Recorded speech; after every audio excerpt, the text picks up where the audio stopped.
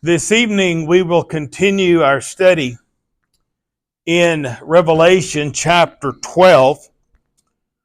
We're going to be going down to verse 5 here in just a moment to continue our study. But I'd like for us to go ahead and back up and read the first 4 verses because it sets the tenor of this writing. We remember that John was given the little scroll and that he ate of that little scroll. In essence, he absorbed it into his mind, and it is coming now to being revealed in chapter 12. The people of the 7 churches of Asia had been struggling so terribly. And this is another encouragement beginning here in verse 12. And if you really sit down and look at it and you really study it out, it is so much of a blessing, even though many out there in the world have perverted it, made it mean things that it does not. And that's why we want to search and study and understand what was John given this by Jesus, by inspiration, to encourage these people. Beginning there in verse 1 of Revelation chapter 12, it says, "A great sign appeared in heaven, a woman clothed with the sun, and the moon under her feet, and on her head a crown of 12 stars." This brings to light who this woman is. This woman is or representative of, I guess we might say that as a better phraseology, but she represents the remnant, those who have been faithful for all time. He notes within that faithfulness those that are clothed with the sun, and that depicting the idea of the Christian age. He talks about that has the moon under her feet. And again, that brings to light the idea of a vision of light, as does the sun, denoting the idea of the Mosaical age. And again, we talk about these stars, denoting the patriarchal age. It notes that she is one who is the faithful remnant of all time. In verse 2 it says, "And she was with child, and she cried out, being in labor and in pain to give birth." And we noted that this child represents Jesus, because it was through that lineage of the faithful, that the Messiah came into this world. And she was about to give birth. In verse 3, we're introduced to this old red dragon. It says, "Then another sign appeared in heaven, and behold, a great red dragon having 7 heads and 10 horns, and on his heads were 7 diadems. And his tail swept away a third of the stars of heaven, and he threw them to earth. And the dragon stood before the woman who was about to give birth, so that when she gave birth, he might devour the child." Well, we know that Satan is a reality. Even though many in our world today would say, oh, well, Satan's just something made up or a myth. But Satan is truly a reality. And here at the very beginning of the church, it notes that Satan was there ready to destroy Jesus, to destroy our chance of salvation, to destroy everything that God stood for.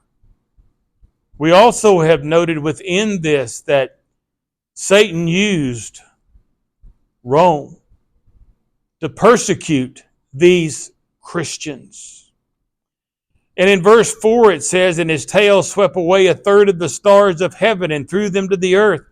Again, the stars representing the faithful, representing the people.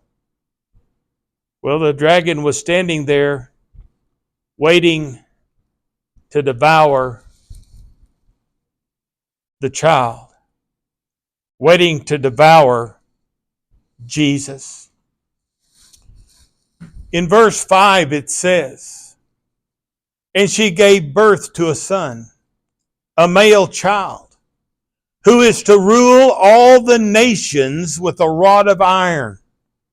And her child was caught up to God and to his throne. And the woman fled into the wilderness, where she had a place prepared by God, so that there she would be nourished for 1,260 days." Well, again, this woman is denoted as the faithful, the remnant from the ages from which Jesus came into the world. The child took the scepter to rule over a spiritual kingdom, the church. And he's sitting now on that throne of David in that heavenly abode. In the book of Hebrews, in Hebrews chapter 1 in verse 8 it says, "But of the Son he says, Your throne, O God, is forever and ever, and the righteous scepter is the scepter of his kingdom." Jesus is ruling in that heavenly abode. It notes here in verse 5 that he is going to rule the nations with a rod of iron. And it denotes the idea of all peoples. Jesus is the one that's in charge. And he was caught up into heaven. And he was coronated. And as we noted, the woman represents God's faithful remnant, the church today. She flees into the wilderness where she has promised protection. And there's a lot to that as we look at these two verses. She has a place prepared by God, a place of protection. And even though the seven churches of Asia and many people today and throughout the ages have suffered because of persecution and Satan's ploys, we have that place prepared for us. We have those mansions on a hillside. In that place, she is nourished for a period identical to the duration to the assault on the city and the witnesses that the two witnesses prophesied. This 1,260 days. As Israel was nourished in the wilderness with manna, now the spiritual Israel will feed upon the true bread which comes down from heaven. And that true bread is that encouragement which is the Word of God. In these verses, it makes it more evident that the child is Jesus. Verse 5 said that the child was to rule all nations with that rod of iron. And that rod of iron is the gospel. Jesus is the one that is in charge. He's sitting at the right hand of God. In Psalm 29 it says, "You shall break them with a rod of iron. You shall scatter them like earthenware." Prophecy of the Messiah. And then back in chapter 2 of the book of Revelation, going down to verse 26, it says, "He who overcomes and he who keeps my deeds until the end, to him I will give authority over the nations, and he shall rule them with a rod of iron, as the vessels of the potter are broken to pieces, as I also have received authority from my Father." Truly, Jesus is ruling in his spiritual kingdom right now. In the 19th chapter of the Gospel of Luke, in verse 15, not Luke, uh, Revelation 19:15. It says, "From his mouth comes a sharp sword, so that with it he may strike down the nations, and he will rule them with a rod of iron, and he treads the winepress of a fierce wrath of God the Almighty," denoting again the rule of Christ.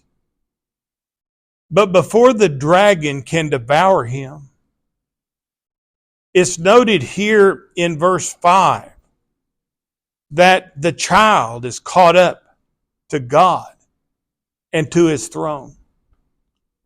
In this, we see the ascension of Christ back to the Father's throne that we see over in Acts chapter 2. Jesus in this world, in this earth, was just a man. He was acquainted with grief and sorrow and struggling. And on this earth, and we have it noted how Satan tempted him, but yet he never faltered. He was without sin. On this earth, he was put to death by lawless hands. But he rose on that third day. He rose from the dead. He defeated Satan and ascended back into heaven forever out of Satan's grasp. The birth in verse 5 likely involves more than just the events that are noted or occurred in Bethlehem. The child that was born in verse 5 is the same child that was caught up to God in verse 5. Thus, this birth and the phrasing here in verse 5 denotes his entire earthly ministry, from his physical birth in Bethlehem to his ascension in Acts 1. Satan, he failed. He could not defeat Jesus, even when Jesus was the most vulnerable in his human existence, when he was in the likeness of men. And Satan certainly won't fare any better when Jesus is sitting on that throne or when he comes back. You know, the thing about it is Satan is limited. Jesus has made it so. In verse 6, it tells us the woman flees into the wilderness. And it reminds us of Moses fleeing from Pharaoh into the wilderness. Reminds us of the Israelites as they flee from Egypt into the wilderness. And Elijah fleeing from Ahab and Jezebel into the wilderness. And we're also reminded of Mary and Joseph fleeing from Herod into the wilderness, the place of safety. Again, we see here in verse 6, the woman is separated from the child for 1,260 days, 42 months, or 3.5 years. And like it was previously used and we previously discussed, this symbology, these symbols, are not literal numbers, but it is that idea that it's not something that's permanent. It's not complete. So the persecution is temporary. And the church is going to suffer, yes, but it's not going to be forever. It's only that which is temporary. And we know that throughout the ages, Christians have suffered. Christians have been persecuted. And Christians are persecuted right now. But what he's telling them is the persecution is here. There's something better in the after while. Although the woman flees to the wilderness, God nourishes and sustains her there. And as Christians, we are nourished and sustained. You know, if we really sat down and thought about it, I would suggest that most of us are so blessed because we all have a nice warm house to be in. We have food. I don't imagine any of us had to walk to get here. God takes care of us, even when we're persecuted. May not be everything that we desire or want, but He does. Here, God is assuring His people that although they are being persecuted by Rome, and although Jesus is no longer with them in person, the situation won't last forever. But while it does last, God's going to sustain them. He's not going to walk away. God never turns His back on us. He never walks away. He takes care of us. For those keeping count, this is the third time and a third different way that the same message has been delivered to the readers of the revelation of this book. We've seen it first, the city of God will be trampled underfoot for 3.5 years. But the inner sanctuary will be protected. Secondly, the two witnesses will prophesy for 3.5 years, but then be killed by the beast. Their apparent defeat, however, is only temporary. After 3.5 days, they will come back to life and ascend to heaven. And then here, the third, a woman will be forced to flee in the wilderness for 3.5 years, yet to find there a place of nourishment and protection. In verse 7, it talks about what we would commonly call a war in heaven. And remember, as we look at this, that it's symbolic. From Adam and Eve in the garden with the serpent, we've been fighting a battle. We've been at war with Satan. And Satan has used everything that he can to go against us. And as we just noted and was told to these people that this is being written to and to us, Satan was there wanting to devour the Messiah, the Christ. But it didn't work out too good for him. And even though Jesus' earthly ministry was not what we would deem a long period of time, he did what he came to do.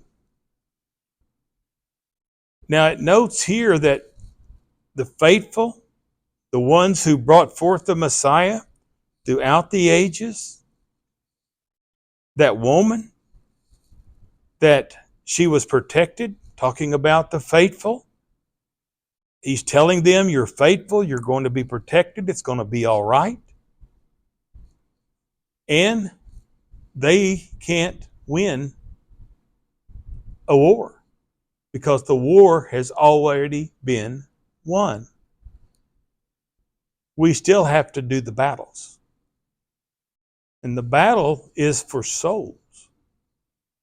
Because Satan is desirous to take as many souls into hell as he possibly can. In verse 7, it says, and there was war in heaven, Michael and his angels waging war with the dragon. The dragon and his angels waged war, and they were not strong enough, and there was no longer a place found for them in heaven. And the great dragon was thrown down, the serpent of old, who is called the devil and Satan, who deceived the whole world. He was thrown down to the earth, and his angels were thrown down with him. Satan can't win. Symbolically, it notes the war that breaks out in heaven between Michael and the devil and their servants is not literal.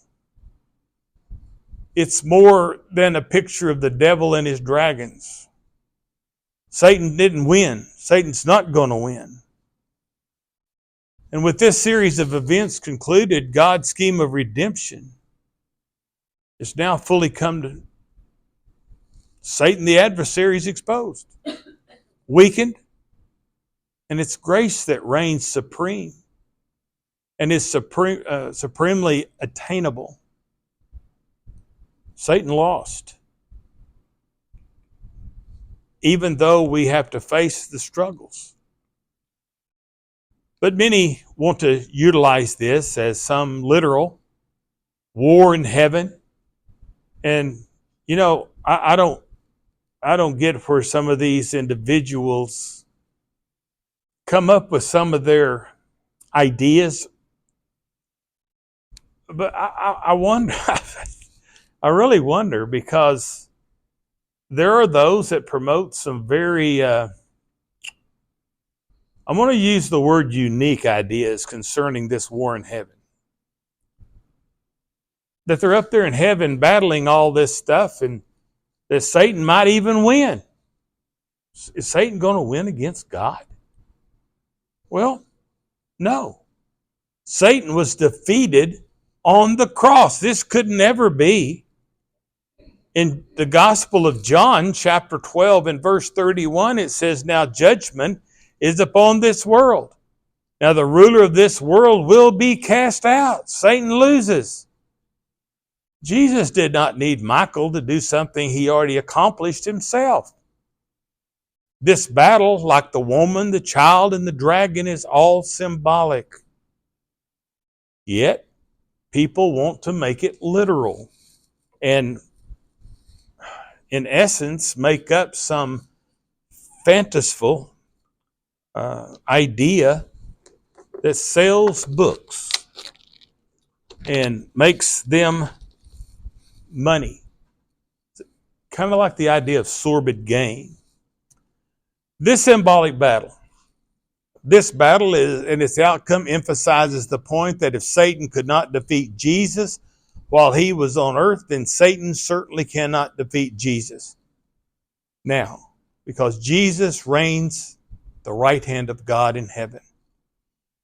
We also have our great battles with Satan, and they often would not look like much of a battle to an outside observer, but that's the theme of the book. Things are not what they always seem. Things may be different than what you might think. Again, going back to the apocalyptic language and the symbolisms here. The angel Michael serves here as Christ's representative.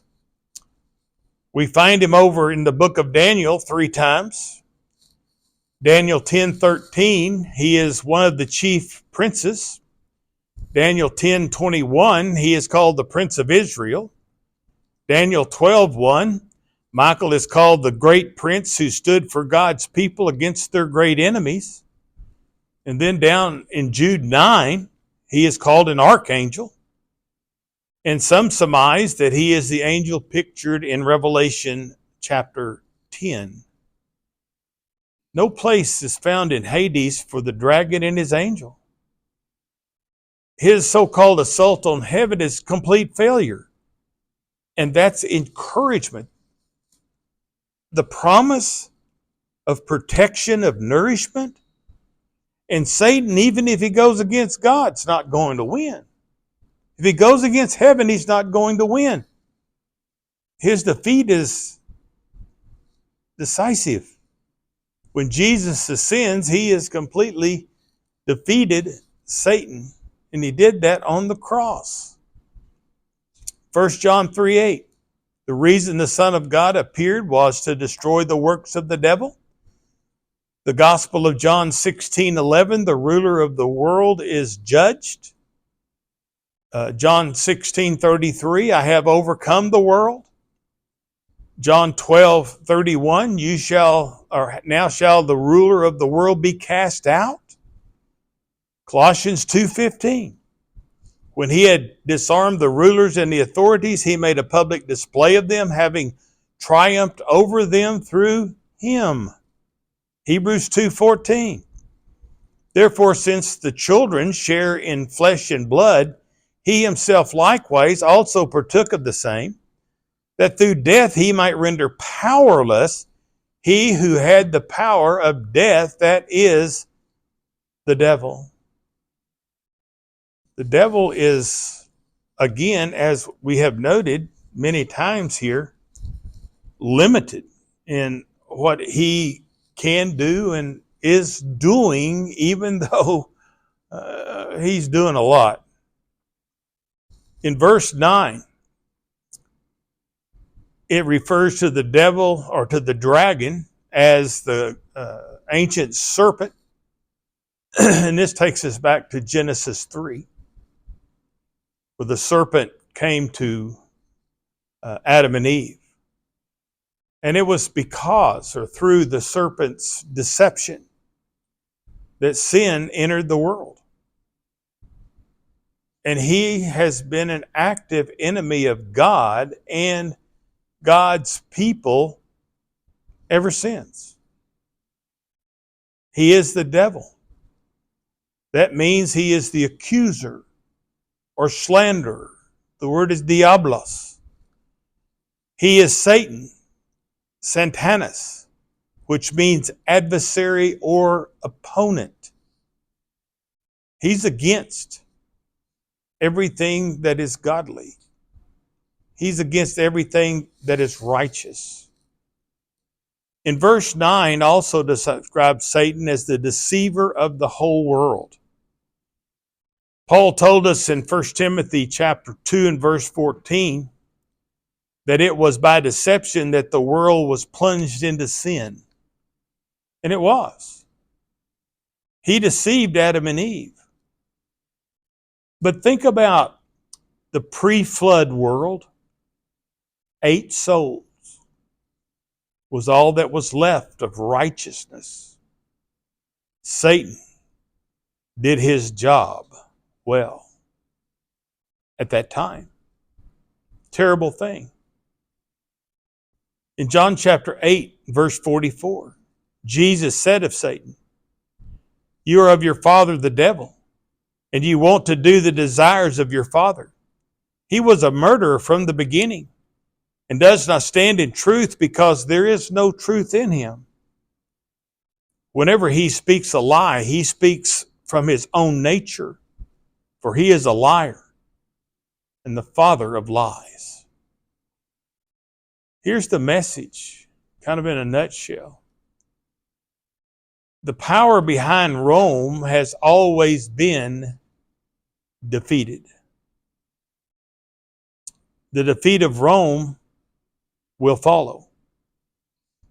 And maybe 500 years, Rome was defeated. It was no more.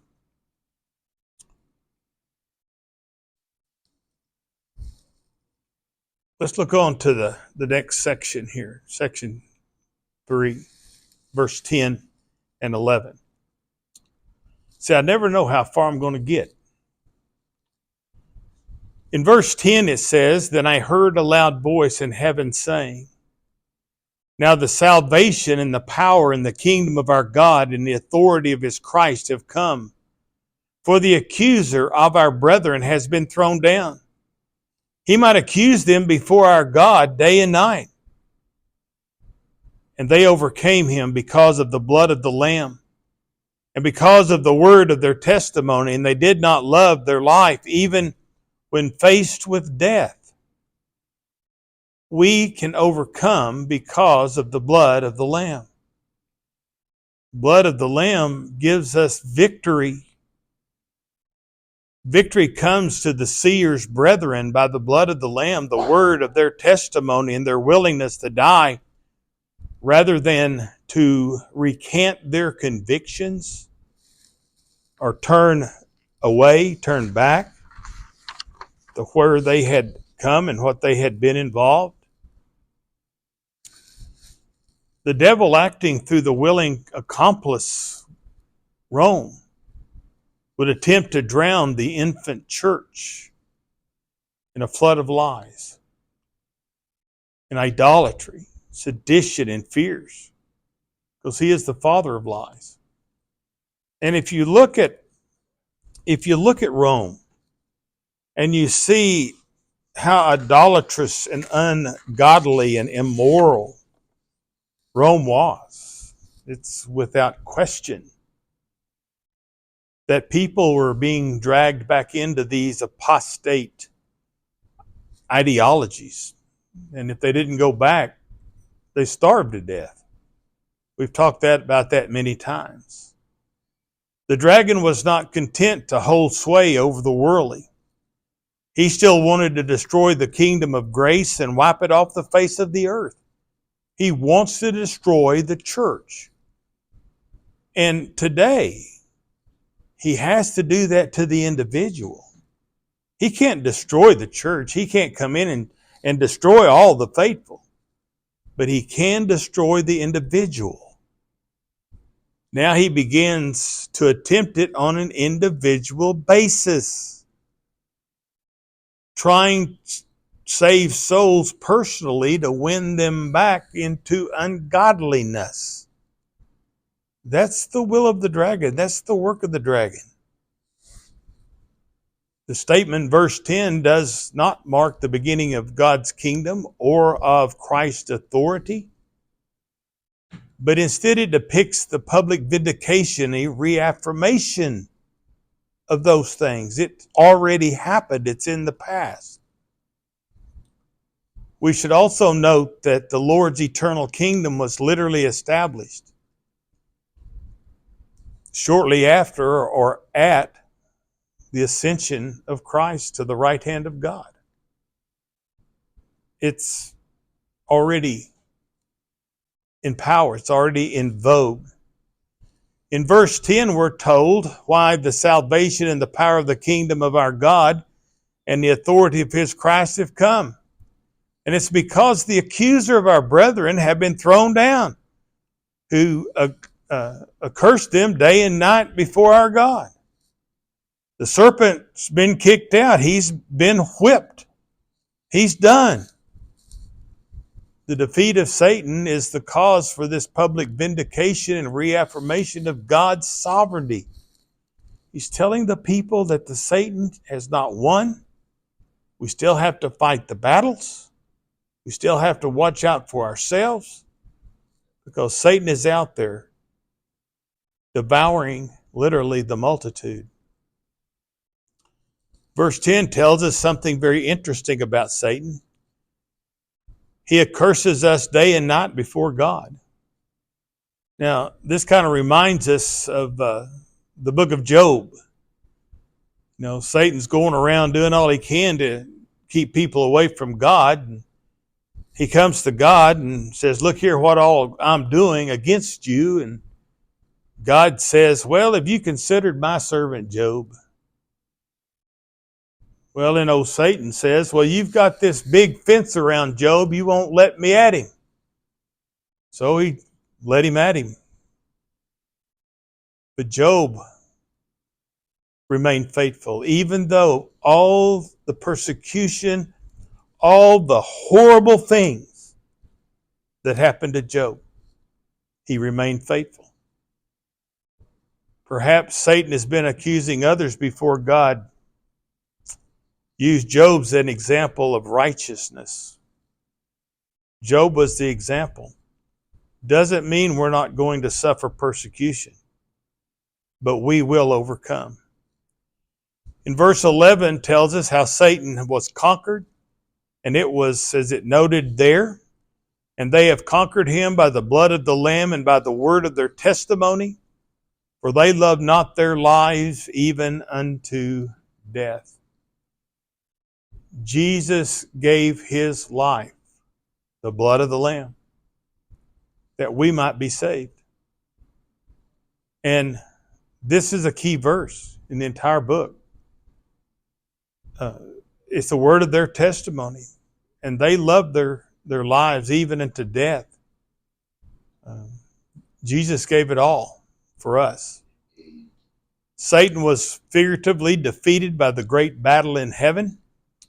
Satan was literally defeated by the blood of Christ, by the word of Christ, and by the faithful proclamation of that word by those who love not their lives even unto death. And if you go back and you read some history, you note the terrible death of all but John. of the apostles. Every one of them was put to death. They were all persecuted. John here is on the Isle of Patmos. Verse 11 is a reminder of this book of comfort and assurance is not promised a physical deliverance from the clutches of Rome.